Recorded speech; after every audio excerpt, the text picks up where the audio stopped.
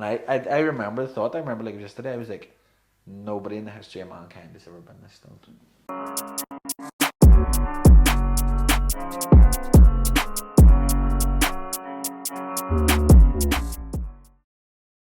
Hello and welcome to episode 2 of the Chatterbox podcast. Thank you everyone for the support and the feedback on the first episode. It went a lot better than I thought it was going to go. Today we have another special guest, one I've been very, very excited for. We had this plan for a wee while, so I'm glad it's actually going to happen now too. A man killing it in his industry. Pardon the pun, you'll understand why in a wee second. He is very far ahead of second place if there is one. And I'm very, very excited to see what happens over the next hour. So I'll give a very warm welcome to the one and only sneaker cleaner, aka Cillin Gilmour. Thanks so much, love. It's What's a better, happening, better introduction than I would have given myself, to be honest. Far ahead of second place is probably going to my CV next. There is no second place. Like I don't know if there's anyone else locally here doing what you're doing on the scale that you're doing it. Definitely not on the scale. No, there is people who do it. People who do it quite well too, but it's just taking that jump to do it on the scale that we do. It's crazy. There's no one close to that. How many pairs of shoes do you reckon this would get through a day? A day? Or a week even? A week? Over 100. Aye. Yeah, that's relentless. That's every week. Like, across both locations? I don't know if you see my story today. So it was like, so many people like, are my shoes done? Are my shoes done? Antrim Road's turnaround times up to 14 days. It's an estimate. It could actually be 20 days. Aye. But relentless people, my shoes done, my shoes done, and like you were told, people 3 days after they've dropped their shoes, my shoes done. My shoes, bro. An express clean doesn't even get you done that quick. What's an express clean? Like, what's the time frame on it? Up to 48 hours. Aye. People can get them done 24 hours if they really need them. But it's just, we clean the shoes, let them dry, and see if they need cleaned again. The majority of the time they do, so if they want them 24 hours, they're told that it's not going to be the best job we can do. Aye, it's going to be roast. Yeah, it'll be rushed, and that's not what we want to do, so we make people aware of that, obviously. But yeah, about 100 pairs in a week. If we had 100 pairs a week, we're working, like. Aye. That's us working. What's the progression been like from when you first started to, like, in terms of the actual process of cleaning the shoes? Like, do you look back at what you were doing in your first couple of pairs and go, okay, what the fuck were you doing? I used to clean my shoes with an old nail brush and like a bar soap type of thing. Don't even know what brand it was now. Yeah. But when I look back, what I do now is absolutely insane. Even what Chrissy and Lee do now is something that we didn't even think about doing. Like suede shoes, I used to just clean like the way I would clean an nail shoe. It's not what happens now. There's like rubbers and metal brushes, rubber brushes.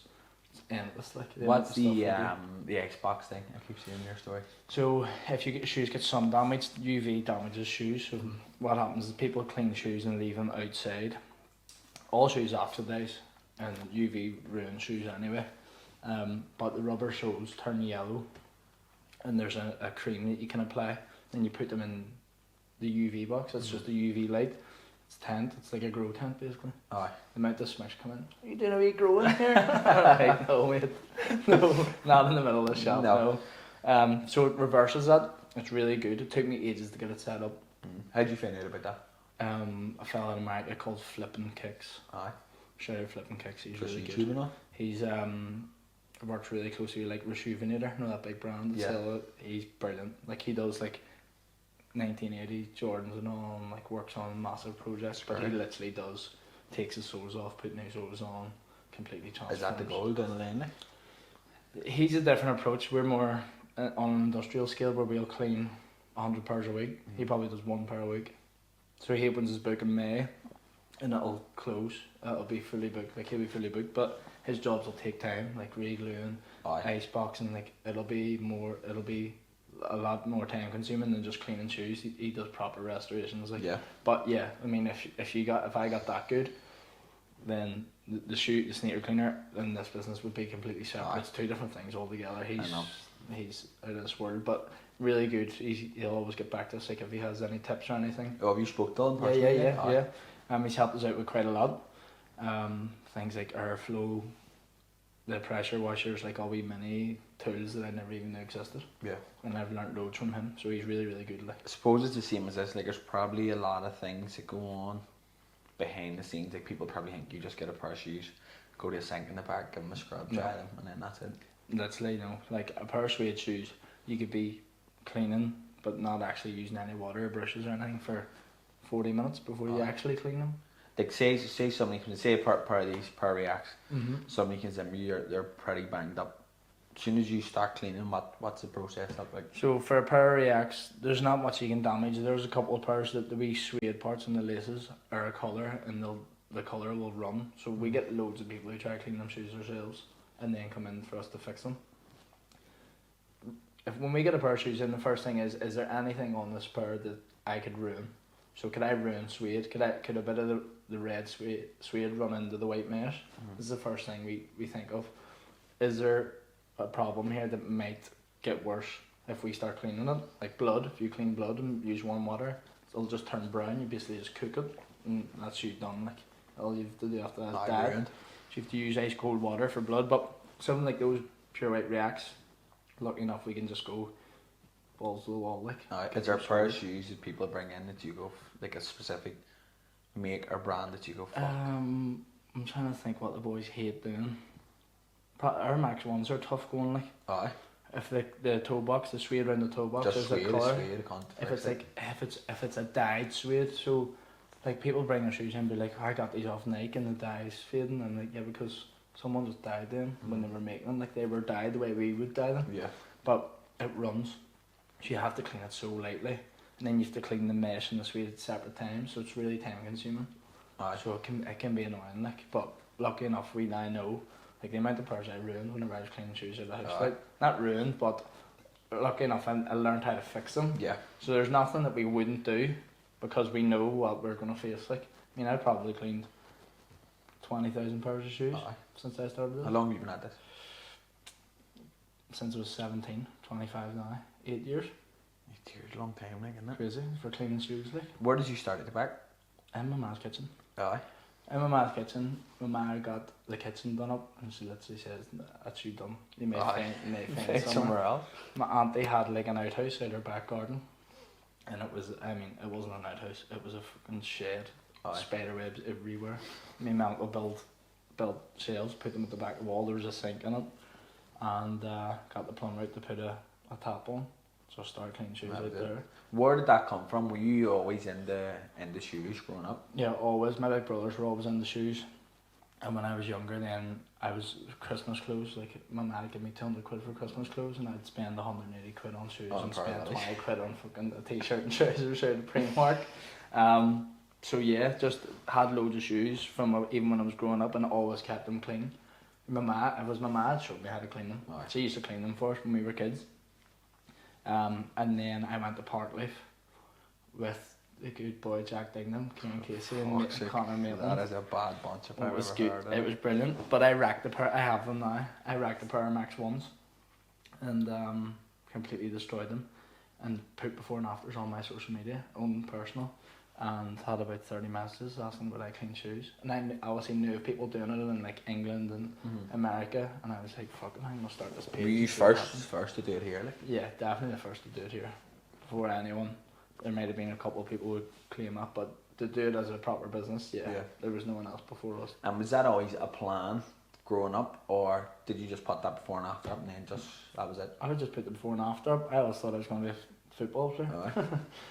Put the before and after. Still not far off it, like, aren't you? Still kicking a wee bit of ball. Got close a wee bit with Lauren, like, but that was about the height of it.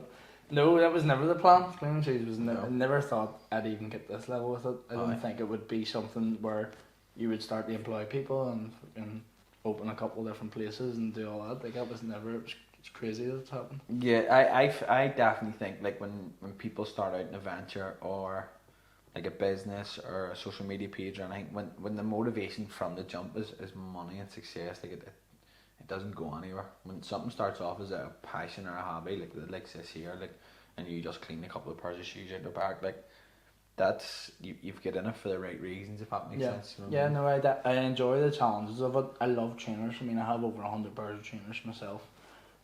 People are always like, why are you buying so many trainers? Because I can keep them good. Like, I've had trainers for 10 years that I could sell for more than I bought them for. They're brand new still, like, and I've wore them. So you're definitely right. Like, if I didn't enjoy doing it, I wouldn't be doing it because it's stressful. Like, you're dealing with the public and they're not the nicest people in the world. I said it just today in the gym about something I was talking about when I used to work in the waterfront. Like, customer service would be brilliant if you didn't have to serve customers. They're the worst. The general public's fucking mental. And there's a certain age group that think they're so entitled, and that whole the customer's always right carry on. It's abolish, isn't it? It's so wrong. Like, Aye. customer is not always right. Like. Have you? I'm sure you deal with it all the time. Like, but have you ever done a pair of shoes that were in fucking like pretty bad shape, cleaned them to the best that you could, and somebody was still unhappy with what they were left like? Speaking to CC, it's the guy who runs our Blackpool store, and just recently about this, so we take before and afters of everything. That's our number one thing we do. So we take a before photo of when the shoes come in. That's like our insurance. If someone complains, we can say, oh, like, this is the way they came in, this is the way they were left. Yeah. If you're still unhappy with that, give us them back and I'll try it again. If we're unhappy with a job, we're not going to charge you. We're decent people. We do this because we enjoy doing it. We do this because we've set a standard that's way above the rest. So if we're not happy with it, we're not going to put it out there. Like the two boys that work here for me, I'm always on to them about go over this, go over that. We need to do this. I wonder how we can make this better. Because there's still certain things that you could always improve on. Yeah. So we're always looking for ways to better it. But the before and afters, and there's loads of people that I don't think know that we do that. Because when you get a complaint, it's like someone on the phone last week, like, you haven't cleaned these shoes. And I was like, I can, right before the conversation goes anywhere, I can promise you your shoes were cleaned. He said, look, if you just send me over some photos of what you're not happy with. This guy sent me photos and I was like, what am I looking at? What am I actually looking at? So I was like, phoned Lee and I was like, did they come? He said he's unhappy with it. Lee's laughing down the phone. He's like, fuck, here we go again, another one of these ones. So he sent me before and afters, and I sent him to the fella, and he was like, his tune changed straight away. He was like, no, like, I know you done them, but like, I just thought this might have came out or that might have came out. And I was like, you got them on 2 days turnaround, you're going on holiday. We got the scuffs out of them. Like, aye. Yes, they need painted where the original paint walls come off, but I mean, I can't do that in 2 days. Alright, I'm miracle worker. Like, but the before and afters are crucial. Like, I'm on the boys all the time about taking before and afters of everything. I think on my phone there's 40,000 photos of shoes or something. aye. I'll try to get it up for you. I'll turn my phone on. 40,000 photos of shoes, and that's just before and afters. It's just people's dirty shoes. I suppose you have to, like, because people will fucking chance it. Yeah. Have you ever had somebody get them cleaned, wear them out, get them dirty again, and say you never cleaned them? No. Nah, people aren't that bad. They're gonna try it now. Oh, 100%. But people don't realise that we take before and after. I think people come in, because it's such a new small business and no one's really heard of it here, I think people come in thinking that they know more than us. Yeah. If that makes sense. Like, people think, sure, it's only 3 young fellas up. They'll not have a clue. Like, I'll talk these in whatever way I want. Aye. And the boys are still hesitant to give customers it back. Like, people come in and be cheating them all the time, and I'm like, you're allowed to be cheating. Like, if someone's giving it to you on a fucking Friday morning at 10 o'clock and you're not having it, just tell them. They need a call back when the How did you start the before and afters? Did somebody catch us out years ago? No, it wasn't. Obviously, we took before and afters for social media, the post. And then when I was opening the shop, I went to Glasgow and they have Sneakers ER, which is a massive, big company, shoe cleaning company. They're in like Selfridges and all in England. They're huge. My auntie knows the owner, so whenever I was in, we just got chatting and whatnot. And I was like, look, I'm opening a shop. What would be the best advice you'd give? He was like, good. It's the best jump you'll make because you can explain to customers what they expect from their shoes. Whereas before I was driving about, could have been 10:30 at night. I showed up your door like just showed up to my door a couple of times. No, I did indeed. not collecting shoes. But yeah, like just driving up about the whole of Belfast collecting shoes like 11 o'clock at night out of the back of the car, and people used to be like, not gonna steal these, are you? And I used to be like, no. But looking back now, there's every chance you could have just I could have fucked off a shoes, boot full of shoes. No. But the best thing about having the shops now is we have that face to face where the customer sets their shoes on the desk and we can talk them through it. Whereas before we were just taking them, they were in bags, we were getting put in my boot, and then they were getting taken out next morning and getting cleaned. And then I was having the text like, we can sort this, we can sort that. It was just fucking hassle at the time. Like, it was hard graft. Aye. It was every day, like from 9 in the morning to 11, 12 o'clock at night, depending on what time I got home at. How scary was it opening the shop? Big time. Terrifying.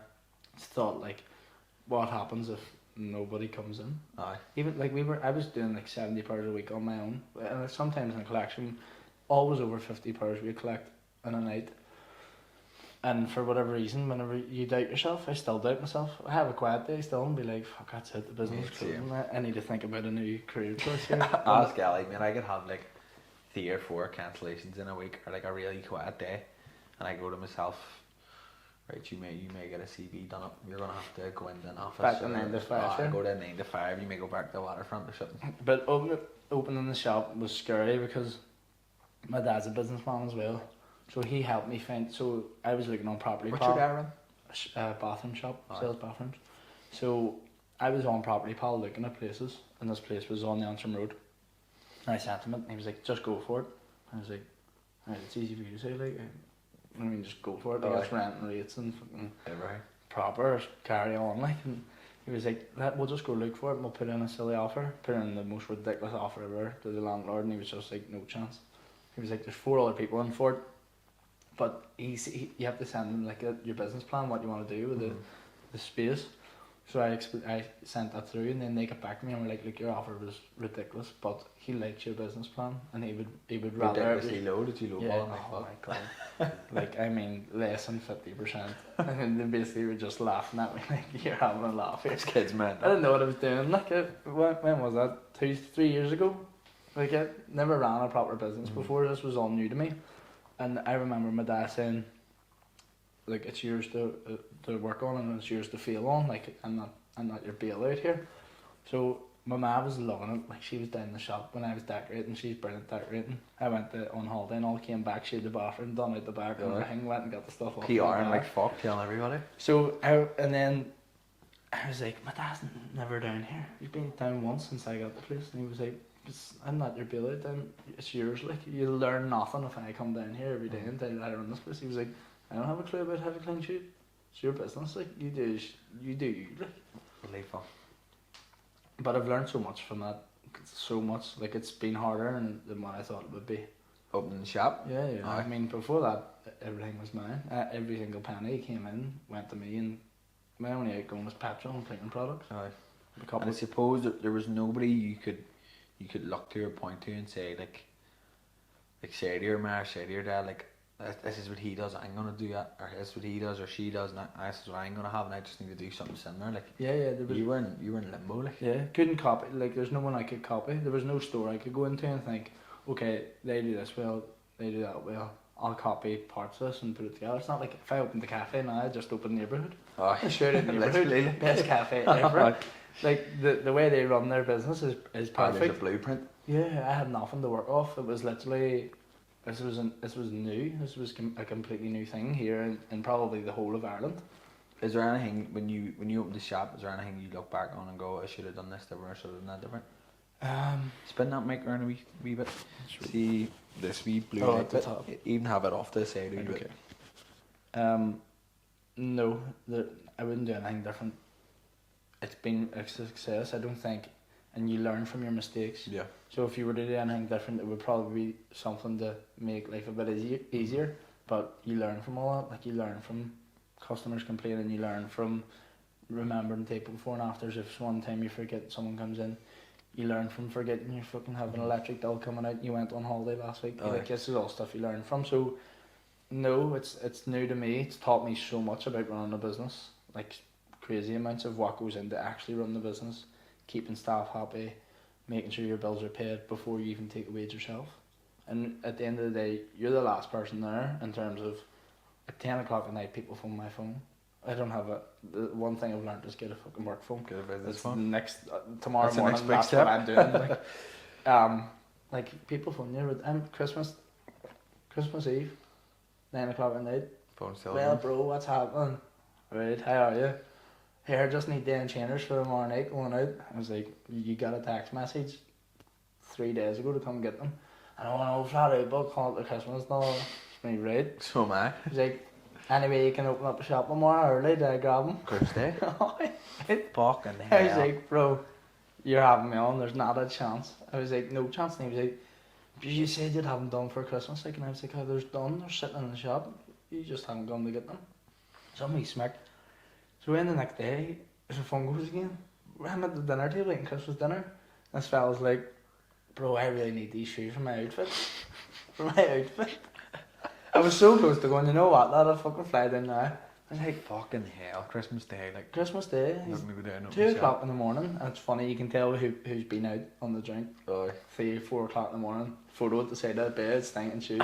Well, bro, rack these when I was going to kill me. Like, it's non-stop, it's just relentless, and I find it so hard coming away from business, like, taking a step back in terms of, when I was going on a weekend away or something, I'd be on my phone replying to people. 10 o'clock at night, replying to people lying in bed. And now, I still go to do it, I'll still pick my phone up, watching a movie, go to reply to people, and I go, what the fuck You have to is it you're consciously doing? force yourself not to do it. What are you doing? Like, you... I'm wild for it too, like, can you sunbathe on holiday? I can't for 10 minutes. I'm ginger. 10 minutes. That's me. And you're roasting.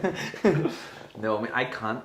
My mum won't let me. Like see that's just land. Like we were in Tenerife in September. Me, Ali, my man, Dan, Barnchester, whatever. And there was tennis courts beside our hotel, and there was a fucking patch of go kart and hanging all night. I was up like fuck going. Remember, Mum go and play tennis. Ali, Mum go and go kart. And they were all lying sunbathing. My mum was going, will you just relax and just lie down? And all the wee water pooling on the pool. I was fucking first and I was game for everything. And my mum was going, you sit down and relax. I said, I can't. See, just lying, just sunbathing, staring at the sky. I'm lying going, right, I could be doing programs. I could be doing social media posts. Yeah. I need to chase up potential leads. I need to do whatever. Just not having anything that stimulate me, just what you were saying, like coming away from your phone. I have a video on my phone. I recorded a workout for a post in the hotel gym in Tenerife. And I literally done it and I was editing it on CapCut and I went, what are you doing? I know. You're on holiday. It is hard because it shows that you have pride in your work and it shows that you enjoy doing what you're doing. But there's an extent to it. Like there has to be a stage where you have to come away from that before that consumes all your life and gets involved in all your relationships. So Like, that's what you go on holiday for, to fucking get away. To get away, and then when you're there, like even sometimes I'd be lying at night worrying about like, is that person's shoes done? Like about to fall asleep, worrying about if someone's shoes are done. Then I'm like, fuck me, lad, will you relax? It's a pair of shoes. Like, what's the worst could happen if their shoes aren't done? You can just go in and do them in the morning. Do you sleep with TV on? I don't really watch TV. No, well, but when I did it, I keep the TV on. Same. I sleep with YouTube on. I'm the same. Like if I just get into bed and just silence, just liar, I'll be the same. I'll be brain beast fucking. Right, tomorrow we're gonna do this. We're gonna do that. Plan out this. Plan out that. What about this? You could do a post on this. And it's just constant. Yeah. I don't know if it's a form of ADHD or whatever the fuck it is, but it's just constantly there. And as soon as I can complain about it, I'm grateful for it. I'd rather be like that than not give a fuck. Yeah. Do you know what I mean? Yeah. Like I'd hate to go back to work at 9 to 5 for someone else. Same. Like when I worked in Nando's, the people that worked in Nando's were brilliant, fortunately enough. But at the same time, like if I want to go to the toilet for 20 minutes, just let me, please. Please. Having to ask somebody, can you go on holiday and all too, but a year in advance. I know. Fuck that. And like I used to get to the stage where they'd be like, no, you can't, it's fully booked. And I used to be like, well, my holiday's booked. Oh, I'm going. Spent £1,000 on holiday. I get it covered. You may get someone in here, but no, like I don't think I could never go back to working for someone else. No, definitely not. Not to an extent, like obviously, but I love doing what I'm doing because it's yours to work on and I'm passionate about it, and I would never change that. So how long have you had the shop now, Jim? 2 years in June, so 2 years now. Where, when and how did the Victoria Square shop pop up?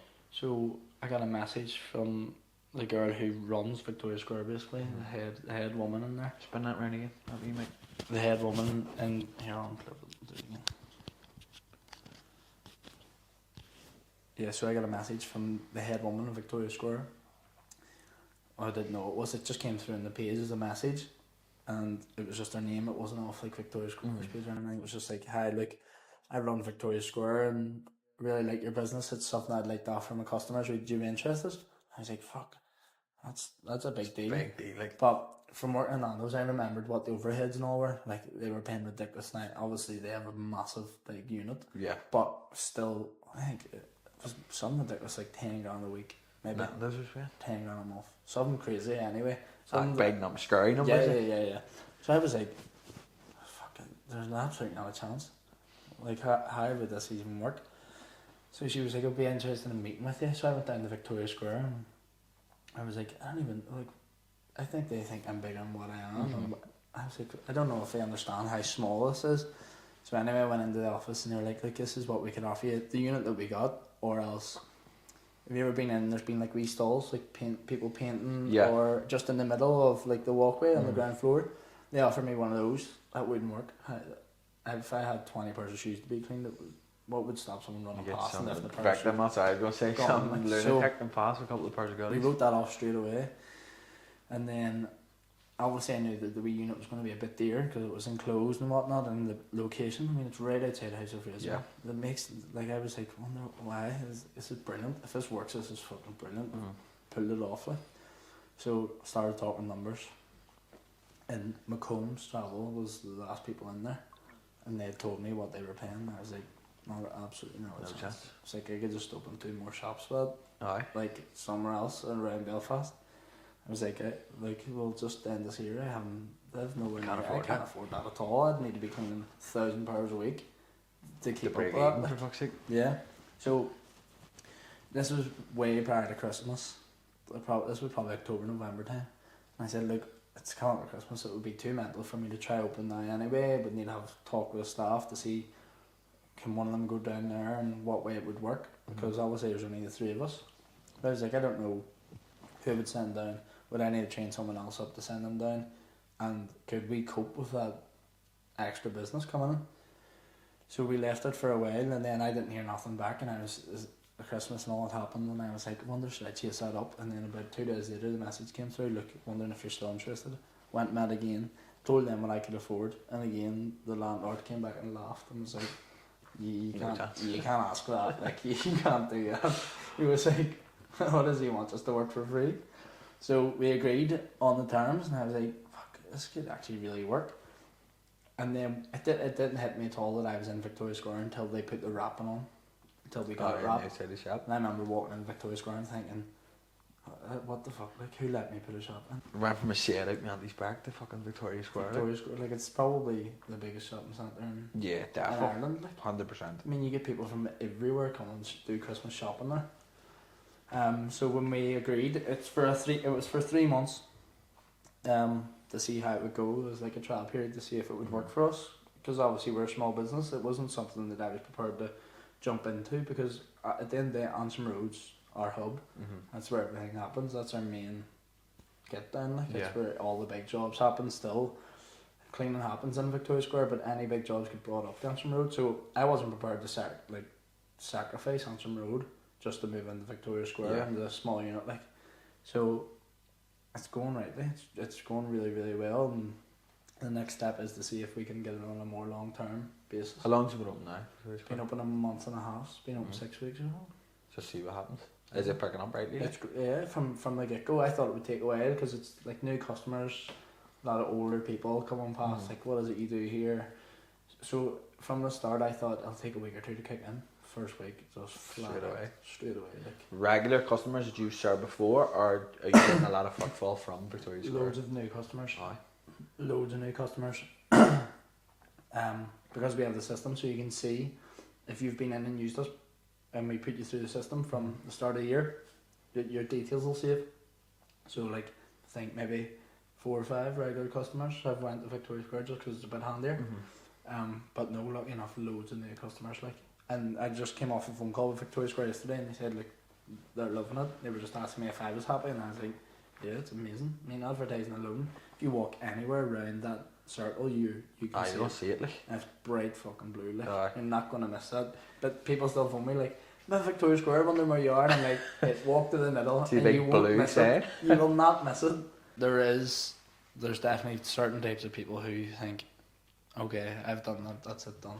Brilliant, we'll just keep going like this. And then there's other people who are like, nah, it's not enough for me. And I think that is something that if you don't have that, I don't think you'll be self-employed. No. I don't think you could, because if you don't have that drive within you, you've not a chance. Because if 1 week you have a brilliant week in terms of revenue and you've made a fortune, then next week you're not showing up for work. Like, if you were that type of person, there's definitely some people that are cut out for self-employment and some that aren't. Yeah, definitely. And I say to everybody too, touched on this again on the first podcast, like a lot of people think you opened the shop in the Antrim Road was your first pair of shoes. Like, people didn't see you in the car. People ringing you on Christmas Day, collecting 50 pairs of shoes all over Belfast. Like, people expect to just start a business and to just bump. Yeah. And as well too, like I revert everything back to progress in the gym, and even like starting a business or whatever. Like, it's not linear. Like, people think you just start a business and it just goes. No. And it's just plain sailing. You just go up and go up and you keep making progress, and money just gets more and more and more. And the next thing you know, you're loaded and you're then loaded, you just and sell that's to it. someone. No, it's far from it. I think there's a stat. I remember when I opened the shop, my dad says to me, like, remember, if you're breaking even, you're doing well. Like, you're still doing well. He was like, most businesses fail in their first year. Mm-hmm. He was like, so if it's tough and it's hard, as long as you're paying the bills and you're taking a bit of money, you're a success. You're doing well. And then I remember talking to him a couple of months after I opened the shop, and he was like, it's unheard of, like your business is flying. I was like, I know, but it doesn't feel like it. And he was like, but it is. Like, just calm down a wee bit. You're a success. Like, you're doing well. Mm-hmm. But at the time, I was like, it's the same again. It's that thing. Like, I could be doing more. Yeah. I could be doing more. And I think you always can be doing more. But I've learned just to do it slowly but surely, rather than, like, I could go now and open 2 more shops. If I opened 2 more shops, it would shut down within a year, because they wouldn't be to the standard.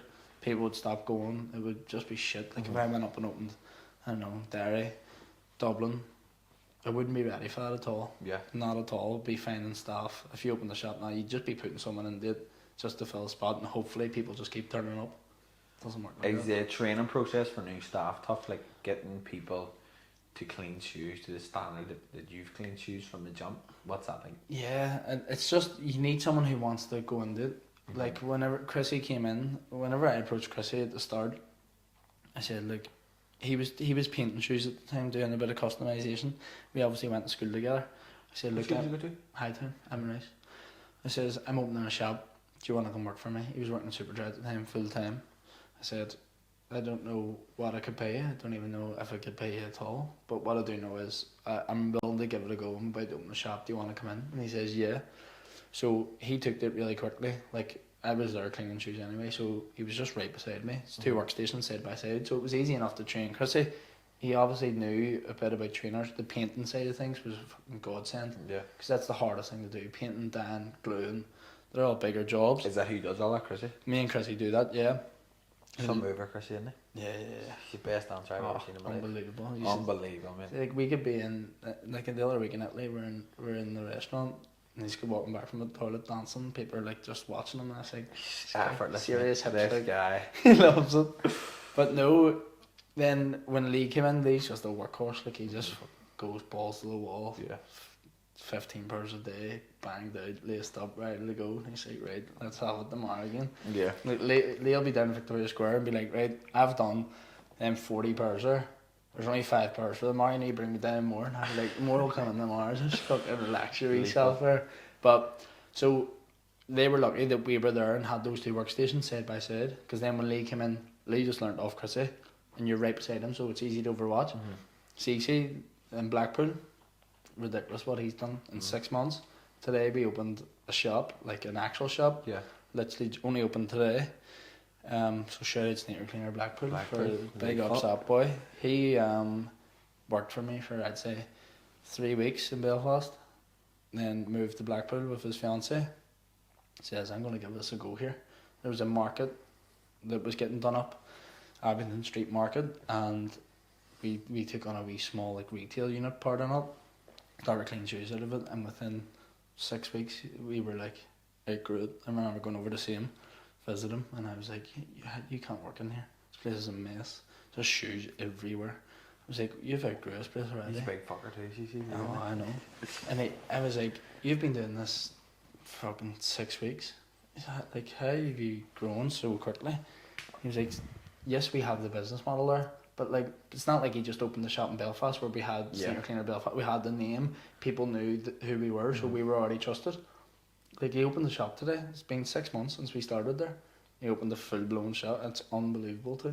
Was there nobody else in Blackpool doing? There is, yeah. So England, there's loads of people doing it. They're so big into their designer trainers in England. Like everyone wears the designer trainers. Doesn't matter if you haven't a penny. You have a pair of Valentinos on. Like, so there's a couple of people doing it in Blackpool already, but it's just we've run it really professionally.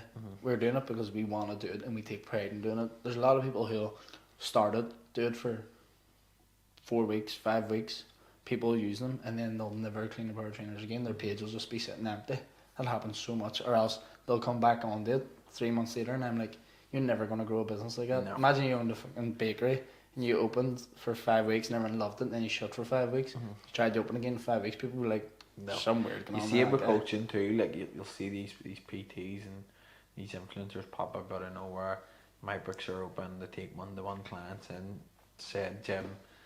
They do it for a month, 2 months. The social media goes dead. Yeah. 6 months later, books are open again. Coaching 1-to-1 in a different gym, and they just bounce in and out, in and out, in and out, and you're going like, how do you expect like a lot of your custom, even mine too. Like I've people I've trained for like a number of years and from previous gyms and all too that stick with me, and like your custom would be the same. There's a lot of people coming back, but that comes from a trust being built in your service, and obviously the service has to be of standard. Like, but people develop a trust in what you're doing and stick with it. Like the majority of people that come to you, obviously they come for the first time, but would you have any like stats or data or anything to show like people coming back? Yeah, so the new app that we got is amazing. A company in America built it for us. It shows us our top customers, and we can set the date ranges. So like in that week, who was our top customer? What was their best selling service? Was it a clean? Was it a repaint? But we can see how many times people have used us. So I can type in your name and it'll say like number of orders made, 15 orders made. So we can see who our best customers are. Yes. And there's literally boys who have been with us for From your 7 years now. Big David Matthews, Peter Tubbs, Jake O'Neill, like just a couple. Sorry if I forgot anyone else, but like there are a couple that spring to mind who've religiously once a month brought batches of shoes to us. Like, and without people like that, your business doesn't work. No. But then again, it comes back to showing that you're doing your business is working, and you know that you're doing well. It's like when we get a complaint. Lee was saying yesterday, he was like, a young girl complained, and I was like, here's the before and afters. Look, it doesn't matter anyway. Just bring him in, and we'll go over them again. We'll see if we can sort this for you. And he was like, it's mad, isn't it? Like I think we've done 1,000 orders since January, so that's just 1,000 orders made. It's not 1,000 pairs. It could be 3 times the amount, depending on how many pairs people ring. He was like, it's mad. We probably have like less than 5% complaints, considering the amount that you use. Because whenever we were getting a complaint, I was taking it to heart. I was like, fuck me, what happened to the shoes? Have you got before and afters? And then they'd be like, no, like they were done, they were good. And then see when they show you before and afters, I'm like, why is this person still fucking complaining? It's just like, just relax a bit.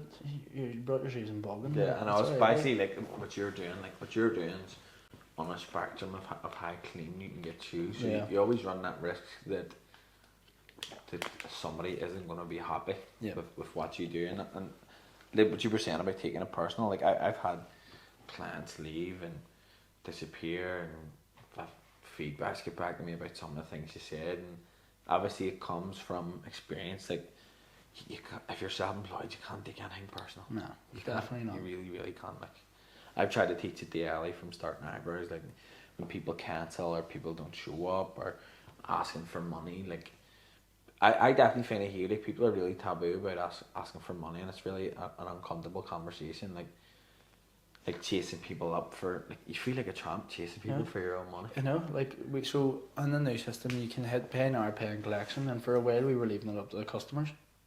We had like well over 2k in unfulfilled orders on the system, and I was like, that's okay, that's money coming in, right? But what happens if all those people just don't show up? What happens if they fucking move away and just leave their shoes here? Like, we've done that work. I've paid wages for that, paid bills for that. Like, you can't do that. And then I was having to phone people and be like, can you come in and pay for your shoes? And pay and come and get your shoes? And they'd be like, yeah, I'll be at the end of the week. And I was like, I'm chasing my own money. Yeah. Like, I'm chasing that. And it's funny because all these girls that do beauty now, like hair and makeup and eyebrows, that don't take deposits.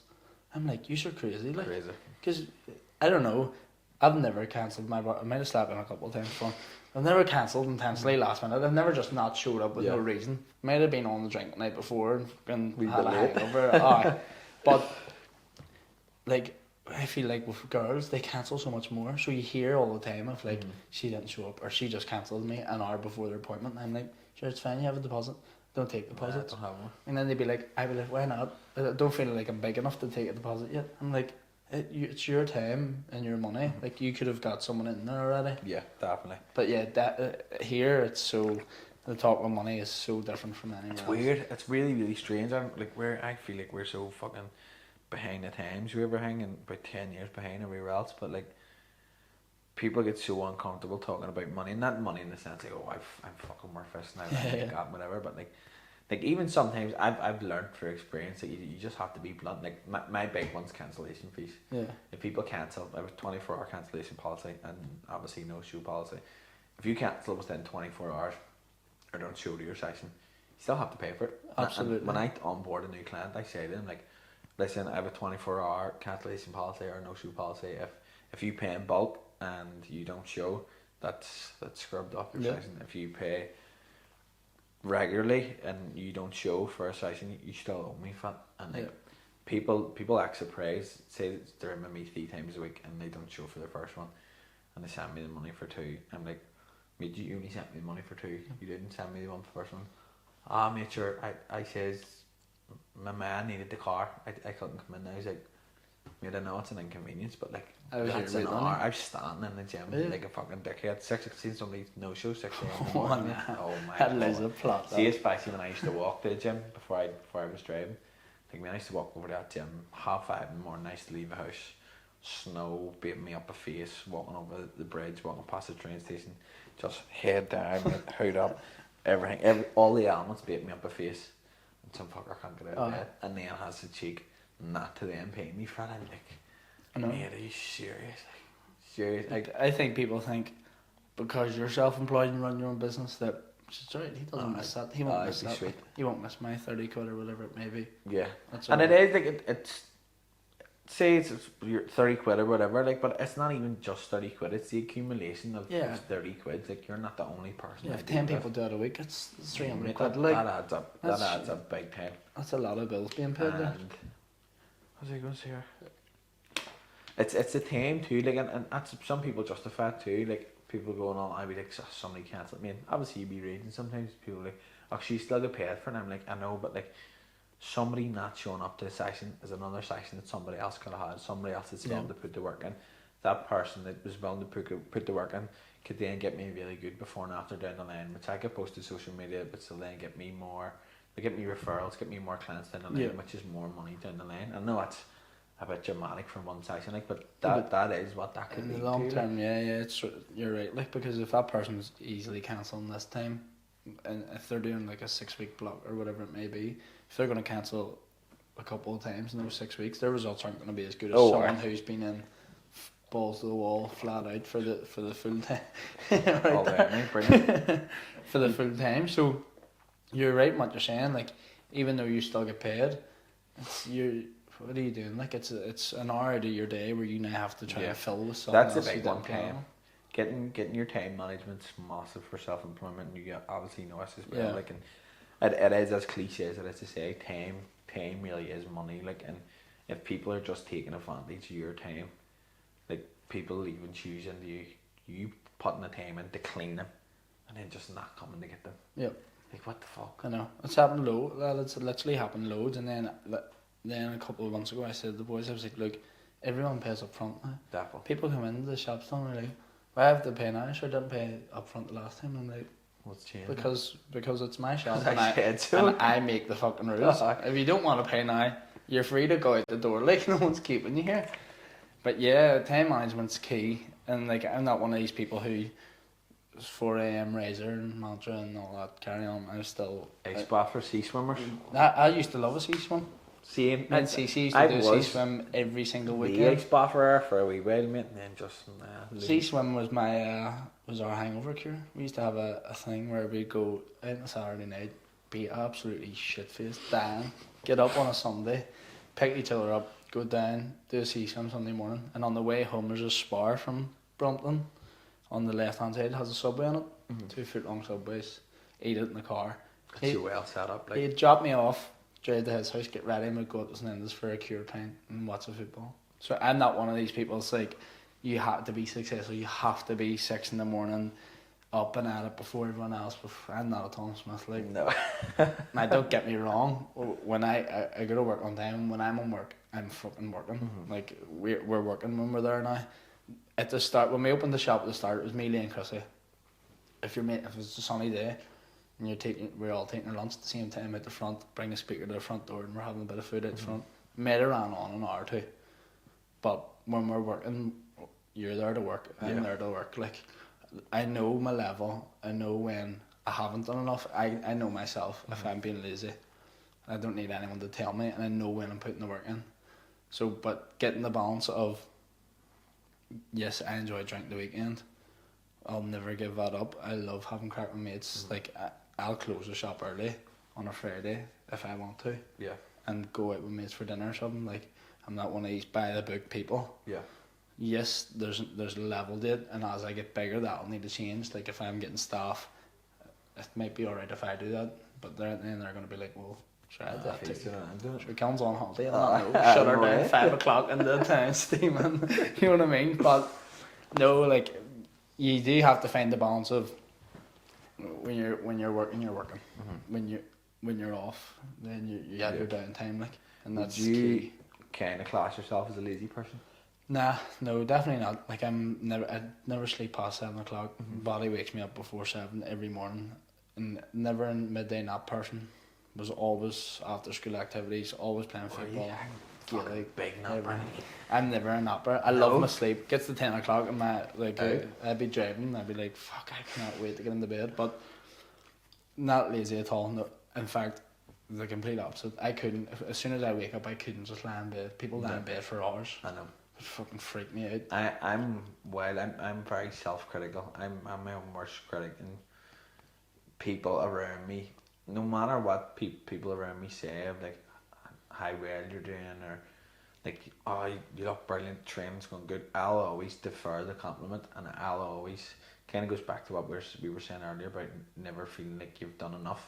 I class myself as a lazy person, like, and by definition, like, I get up at 5 o'clock every morning. I'm on work for 6 o'clock. I work to 8 o'clock at night. I train 6 days a week. Like, that's not somebody that's lazy. Yeah. And it does just come back to, even though I do try, and I'm getting quite good at switching off away from work. Yeah. When I do switch off, if I switch off, say, for too long, I'll feel guilty. Yeah.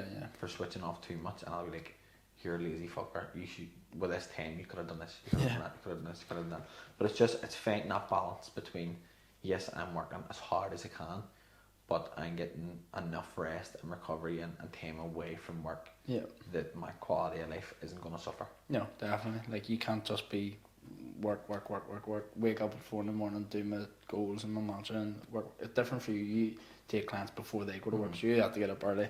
But, like, I'm not one of these people that goes home and opens my book and sees, have you done this, and this? I know if I've fucking worked hard or not, and if I haven't worked hard, then the next day you best believe I'm working hard.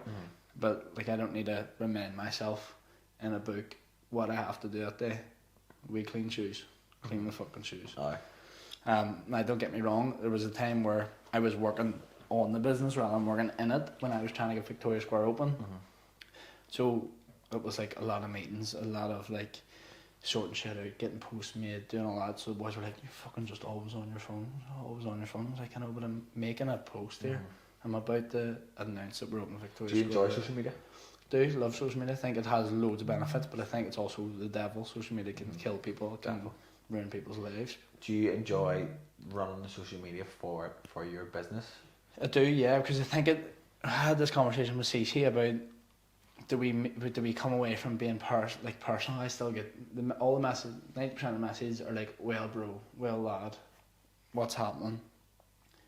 And we were talking about, like, do we move away from that, where it's like you want them to feel like they're talking to a business and not a person, because as you get bigger, like if we open another 2 stores, say, in the next 2 years, you can't run that all. You couldn't do that. It Yeah. wouldn't be. So you have to get away from people texting you like it's you. But then I was like, no, I like the fact that they know they're texting me, like they're texting the fella who used to show up at the door and pick up shoes. Yeah. Keeps it personal for some people. Definitely. And for people that's a lot. Like the best example I could give is neighbourhood. Oshing is the only cafe I ever went into, and the guy knew my name the second time I went. Second 2 times there, Cillin, what's happening? What do you want? Flat white, same as yesterday? Absolutely. General Merton's opened on the Antrim Road, and it's on my way to work. Nothing against General Merton's, does lovely food, and I'll still go. 6 weeks, I used to stop and get a coffee in the morning. Never once. Never knew the order. Got to see you get a flat white every morning. And never once did anyone ever ask me my name. Every single morning, Monday to Friday. They were always like, oh, how are you? What are you having today? I'm like, Isn't it? all week. But like, and that's such a thing, like keeping it personal. I like that touch. Like Oshing's the owner of the neighbourhood, and you go in there and he's like asking you about your day and wants to know how you are and knows your order, and like I love that from a business point of view. Do you think that's one of your selling points? Yeah, definitely. I think people definitely come because they know I'm still involved in it. I think if I took myself away from it completely, I think it would lose a couple of people, a couple of regulars definitely. I think they would maybe find someone cheaper, someone quicker. I think people come because they know I'm still so hands on with it and I'm there every day. Like the 2 boys can run the shops themselves. I would never need to go near them, and the shoes would get cleaned. It might be a bit longer and they might not get a reply on social media, but the 2 shops are open. Antrim Road's open 6 days a week, and Victoria Square's open 7 days a week. So you know you can always go there and drop your shoes off or collect them. But definitely for like regular customers on a return basis, I think that they like that I'm still there and that I'm still involved, because I'm the man that started it, so to speak, and I'm the one with the expertise. So, and there's obviously a level of trust in that, because boys buying shoes that are worth £1,000, like Dior and Chanel, gonna bring in some stranger, like. You know what I mean? So they have that trust in us, where they know their shoes are in good hands. Like the last thing they would want to do is risk getting their shoes ruined by someone. Yeah. We get shoes, like 50% of our shoes are shoes that someone's man's tried to clean themselves, or they tried to clean themselves. So it makes our life harder. But it happens. Like that's the main reason why people come to us, and I think that's the main reason why our business will always exist, because I can guarantee safety. And even if I do ruin your shoes, I'm insured. I'll just go get you a new pair. Yeah. You don't want to start doing that, otherwise everyone's like, I'm not. Have you had to do that much? No, never ruin the pair. Never ruin the pair beyond getting them back, like ever. Had a couple of dye runs, was able just to re-dye it, came to a solution, whatever, but never ruined the pair where someone's been like, fuck, can you ruin my shoes and not come back there again? Never. Which is touch wood, like. Thankfully, we've never done that. So, many pairs of shoes did you have in the house? And not as many, because my ma hates it, so they're in the shop. Many pairs of shoes do you own? Probably about 100. And top 3 dearest pair of shoes you have? Top 3 dearest pair of shoes I have. Or even top 1? When I was younger, I bought a pair of McQueen's, and would never buy a pair again. What? Not a fan of McQueen's. When they were big. They were big, mate. Listen, I thought I was the dog's Henry's. I spent a full. I drove about Belfast for fucking 12 hours all week, cleaning shoes all day. Bought a pair of McQueen's, full week's wages gone. How much came out? 360. They're 450 or something now. Are they? Yeah. No chance. The dearest pair I own now is the off-white out of Office, but I bought them second hand. Aye. How much are they retail? They're up to 420 or something now as well. But I got them for Ethan Galbraith. Big up that boy. He brought in loads of shoes one day, they cleaned, and we struck a good deal where I took the shoes in return for some shoe cleans. So but no, I'm not a big designer guy. I'm not. I have these off-whites on, but get them in. Again, I bought these in a bundle. A fellow was looking to sell loads of stuff that he had bought and he just didn't want it, so I got them on a good deal. Sold these, and the wee fellow sold them back to me. And then I was like, you know what, I'm going to keep them actually. I like those, so I'll keep them. What is there a pair of shoes you have your eye on at the minute, or a pair of shoes for whatever reason you've put off buying that you would love to buy? I like those Represent ones, so I got them. I love Air Max 1s. Anything Air Max 1s Aye. I'm big into. There's loads of Air Max 1s that are rare that I would love, but they're fortunes. And I just wouldn't justify it ever. The price is something ridiculous. And at the minute, like. I would tell anyone to get their head looked at if they're gonna pay fortunes for shoes. Like, I know. don't get me, I'm a sucker for it. I love it. Like, if a new pair of Air Max 1s comes out in size or online, I'm the first to get them. Me and Lee absolutely love them. They're our favourite shoes. I like a wee Air Max one. I got the last pair of shoes I bought in January, baby blue ones, and then I was looking at the black ones are on sale now in JD, and they're just a versatile shoe. I mean, you can wear them with shorts, you can wear them with tracksuit, you can wear them with jeans. Yeah, they're comfortable as fuck. They're plain, but they're not basic, and they're just. I love a wee pair of ones like. Absolutely. I have, you know what, I have my eye on those new 95s that are about to come out. They were The supposed to blue come. ones? Yeah. Not a big 95s guy, but I like the colours in them. 95s or 10s? 95s because I know how shit 10s are. Shite? Worst quality shoes Aye. ever made. Soles, every pair we come in, the soles need glued and the toe box needs repolished. The toe box is painting the hole in it. I have the triple whites, and I'm out with nail polish. Anytime I wear them, especially if I wear them to the gym, I'm out with nail polish remover, getting black stuff on the front of it. The rubber is a painted rubber. It's not a dyed rubber. So it's like a grey rubber sole that's been painted white. So it's like Not for what people pay.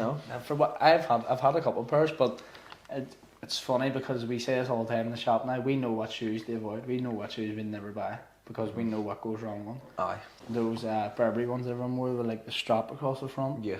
Not keen on them, like. Doesn't matter what you do in them, they're going to scuff on the inside. Aye. It's just the rubber rubbing together, and they're a fucking nightmare to get off. Are they? It's just serious. They're all rubber, aren't they? Yeah, full sole.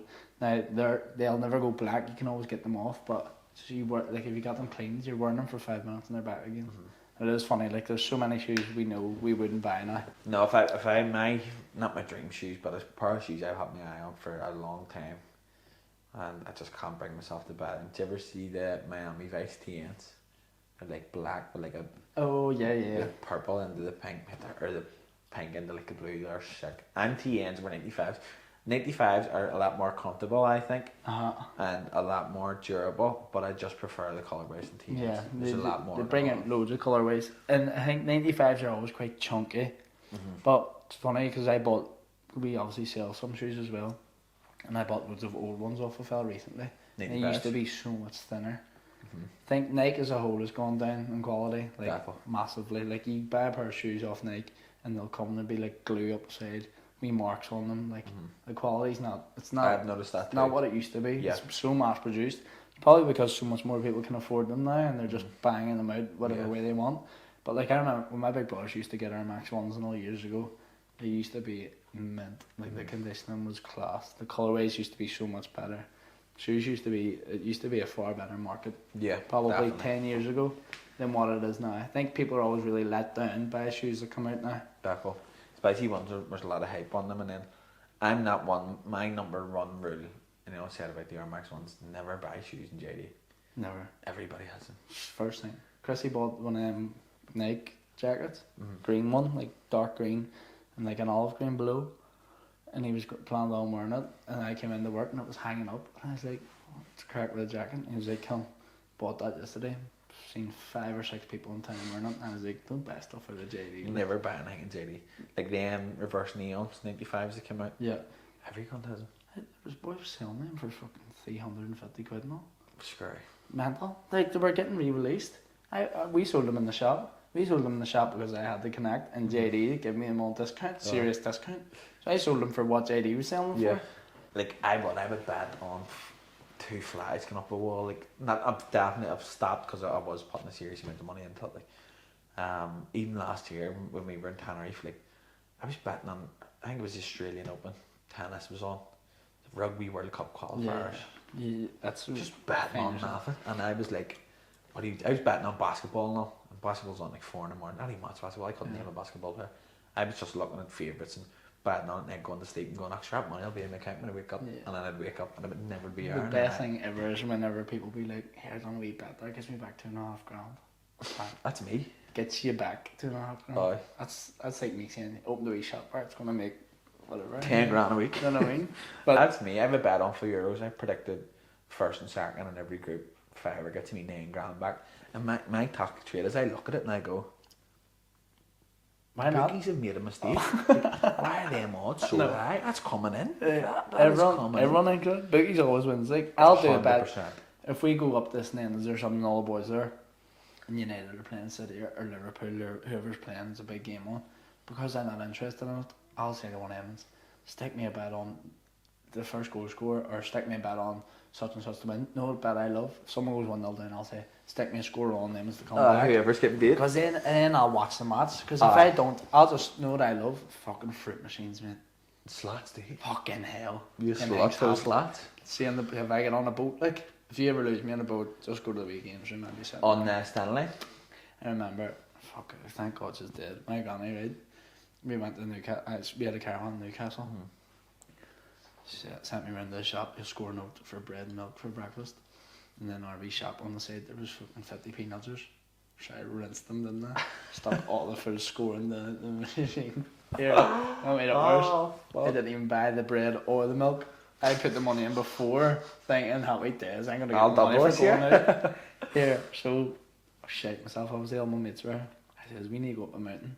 And he jumped in the water and said, I fell in and lost that money. I went up the mountain, jumped in and said, I lost the money.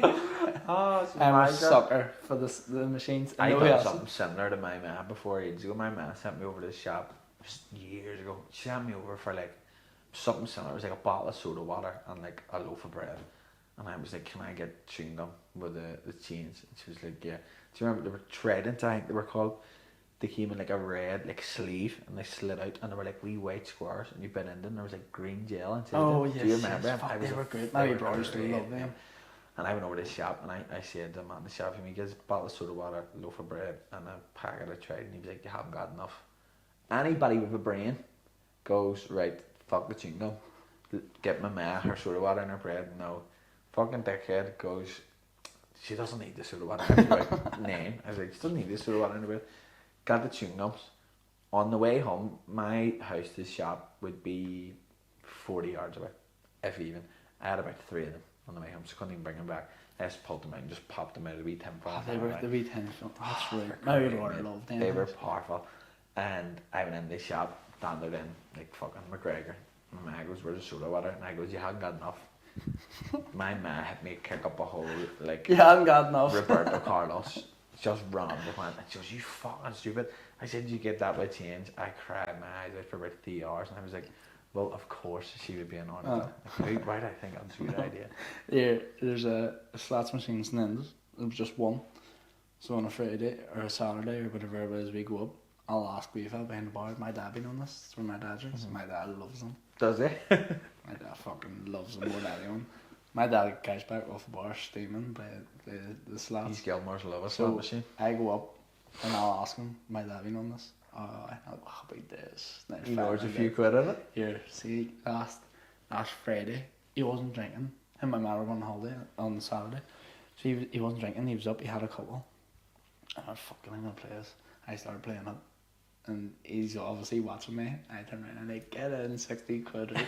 I could see him looking at me. He's like, you fucking bastard, sniped your dad. Like, no, 30 quid. I took about 120 quid out of it. We were going out for dinner, me and all the boys. And I went over and sat down. He went, you're a fucking sniping cunt. I was like, what do you mean? He was like, last weekend I sat there and stuck all that money and you've took it out. He was proper fuming. I was like, great. I was like, that's the whole point. That's the point. He must just think he He goes up. He's the only person since then that's allowed to do that. Pops up 1 week and then lifts his money out the next week and like a wee fucking it's the best like the deposit box. No, that's it. I'm glad. No gambling, just the slots. Oh, gambling's a slippery slope, like now. Such a slippery slope. Hop, skip and a jump. Like I just had this question planned before you came in. You're a bit of a foodie. A foodie. You love your grub. A lot of people don't know it, or maybe a lot of people do. I wanted to ask you, we'll use this to wrap up. Somebody says to you, right, you're on the electric chair tomorrow.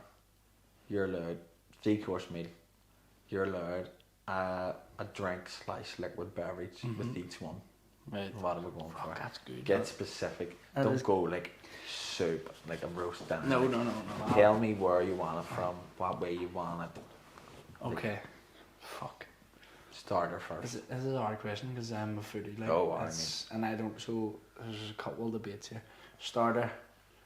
If chicken wings, Frank's chicken wings, has to be. It's simple. If I look at a menu and there's a couple of things I want on it, and Wings chicken is wings one. on it, I know it's a safe bet. But they have to be saucy. Like they can't be none of this bollocks where it's like the wee watered down one. Aye. No, where's no like. Where does a good wing? Where does a good wing? Nowhere used to do the best wings. The Garrick, and they used to do these wings. Garrick the town? Oh, fucking hell. Powerful. Me, Paddy McNally and CC went one day on a Sunday after we won the league with Lauren Championship. I think it's steaming. And Paddy McNally must have had a lad. You think I'm joking? We got 3 portions of large wings. There's like 30 wings in each bowl. Me and CC had about 10 each. Roasting hot. They do like this really Steam spicy flan out of sauce. They do this really spicy sauce. Paddy McNally must have had 40 odd chicken wings to himself, right? He didn't breathe. Chicken wings from the Garrick. Back, I don't know if they're still doing the way they done them. Back 3-4 years ago. Unbelievable. For a main. Drink with the wings. What are we going Drink for? the wings. I'll just Can go be alcoholic or not alcoholic. a good lively pint of heart, because that's what you used to have in the Garrick. Heart wing starter. Heart wing starter. Just because that's bringing me back Starting a strong. good time. Or like, if I was having that on death row, I'd be thinking You'd be big happy, potty, sweet. Devon wings, and I was in my element. Like, main course, we're going tacos. We're going tacos from. I had a real feeling you were going to say pasta. Some form of pasta. Nah, I'd rather just cook pasta in the house. Aye. It's easier to cook than it is to order out. I never order pasta when I'm out. Tacos. Aye. Tacos from Real Grievous. Peak lockdown taquitos. GBNF. Fucking hell. As hell as it is to say, no offence to Gary Quinn. Lockdown taquitos, mate. It wasn't even close. It was honestly the best food in the whole of Ever. Ireland. I struck a deal with Joe Lavery. Joe Lavery used to do the pads with me during lockdown. So did you. Oh, that's You right, chipped so one of did. my Keith Did it? one day. You need the pad and like my Your hand hand, went you up want? and hit the bottom of my chin, and as soon as it happened I just went, yeah, fuck. Good hearty, can't make on that. Good hearty. hearty. Big Masvidal. Me and Joe Lavery had a deal. Joe Lavery used to do the pads with me twice a week, and I used to just go up and get free taquitos. I was up 4 or 5 days a week. Lad. Easy. Peak lockdown taquitos was the most flavoursome food Ever. you could ever eat. Ever. That I used to have.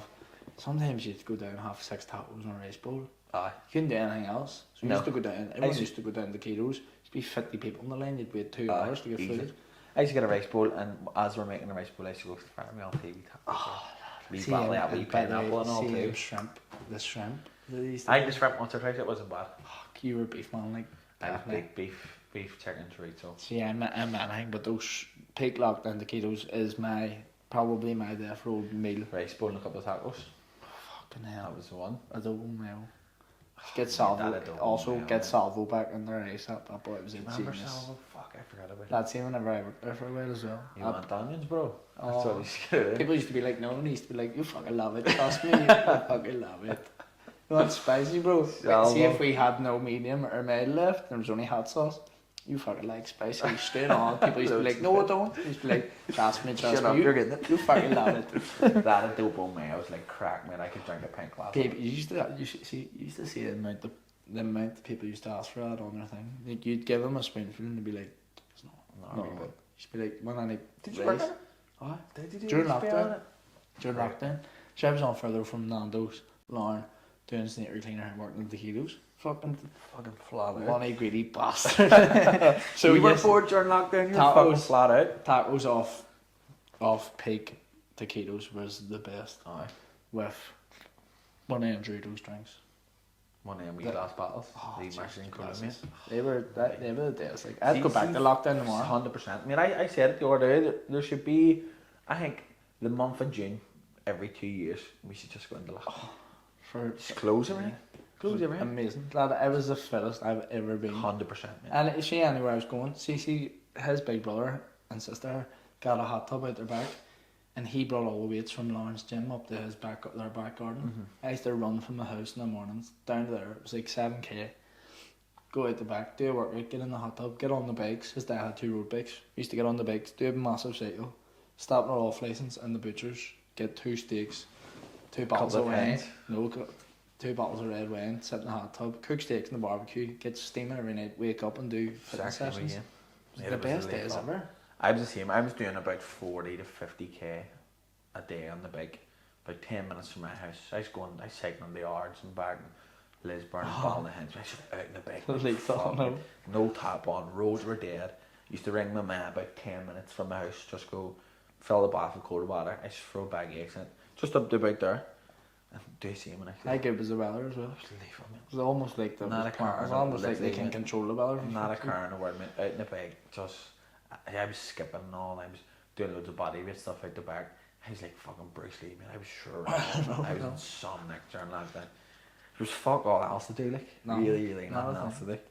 But dessert. I'm not a dessert man. No, it's been annoying. 3 scoops of vanilla ice cream.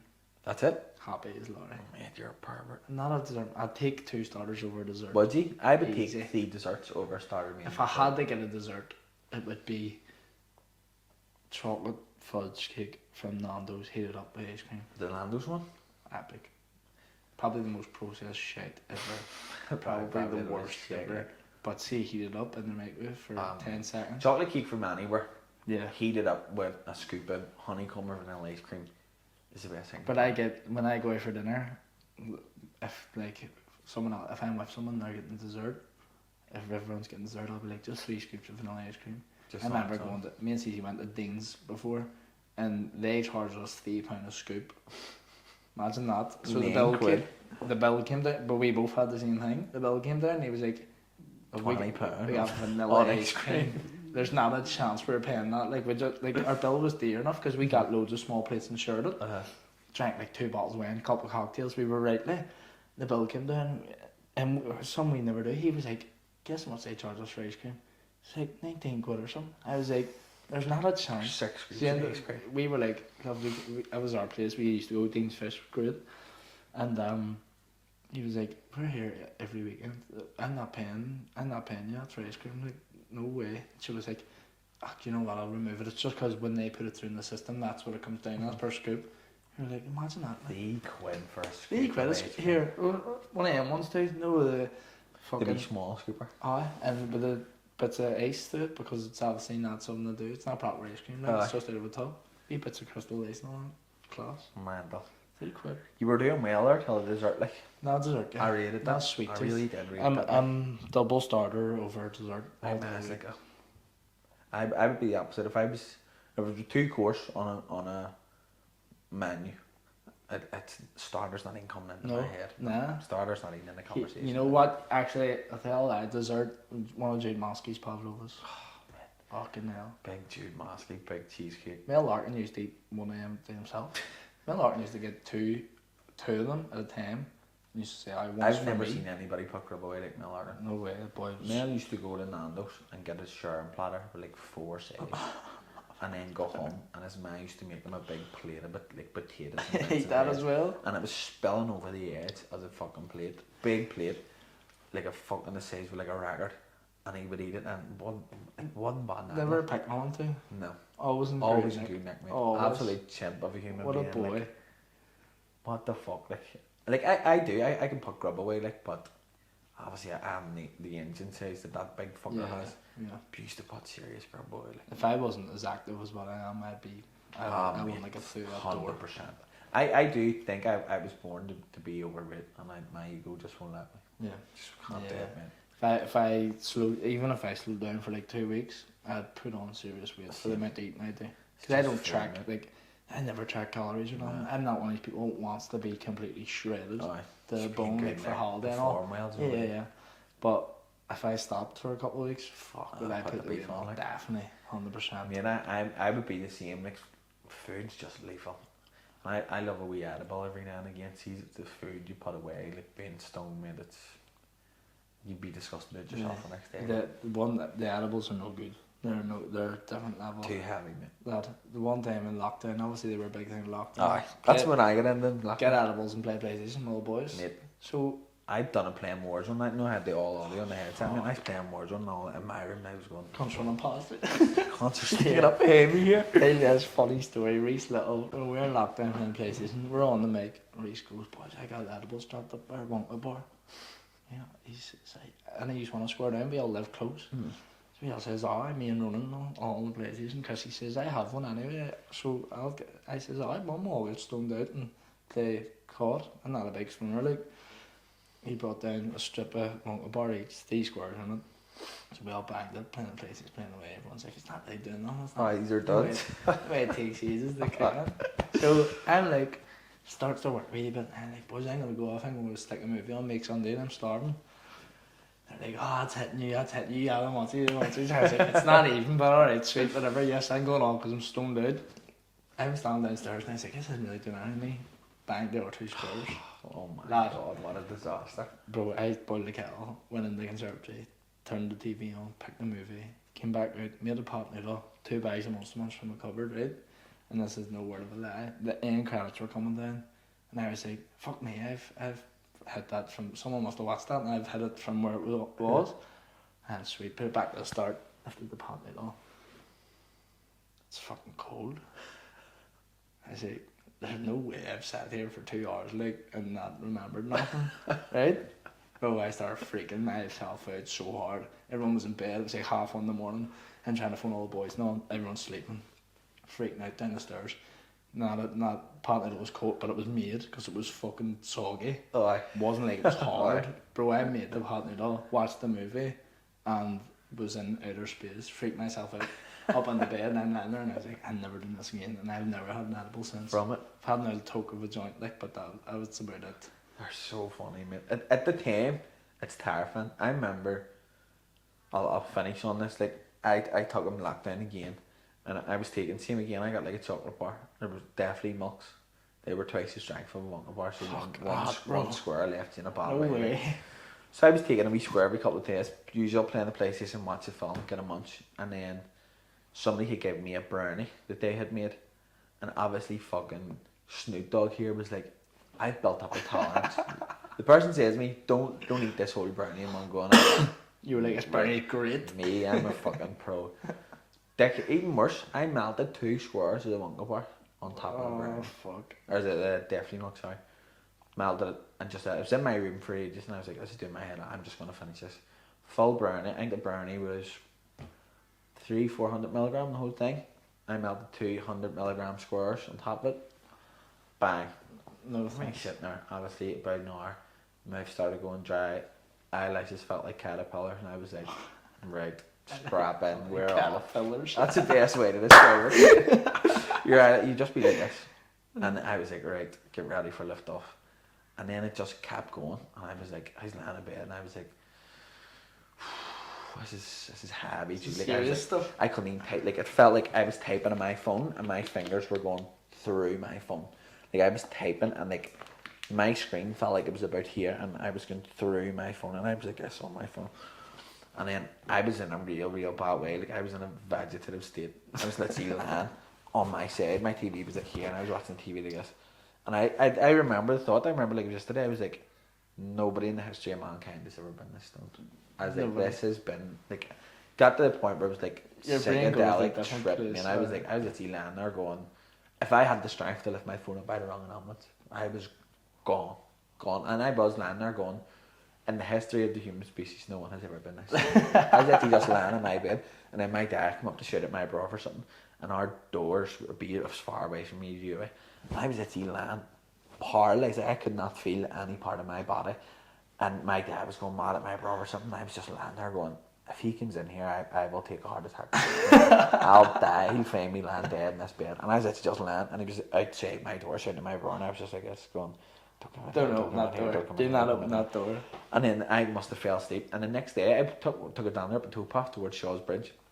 And I literally had to sit down on a bench. Like, the towpath was just like going like a way long, and then like coming in and getting in and out. I was just like, you're still stunned. Oh, 100%. 24 hours later, I was like, I might have to go to the hospital here and get this pumped out of my system. Back then, during lockdown, we played 5-a-side. Back then, we all took edibles again. And then we came in to play 5-a-side the next morning. I mean, there was a video your man plays for Ajax. He has the bag balls walking from training. Like, how you finding that? And he's like, stoned out. He's like, good. Big Dylan came to play Fireside, lad. I mean, this Full guy on. couldn't even open his eyes, still stoned out. You were like, shut up, stoned. He was like, oh, big time. Flat. On that note, do not take edibles. Leave them No, in the house. don't. They're awful. Don't be in them. But listen, definitely could have been on a lot longer than this. Yeah. Definitely love to get you back on. It's been brilliant. Hopefully, get me back on. Could be a couple more.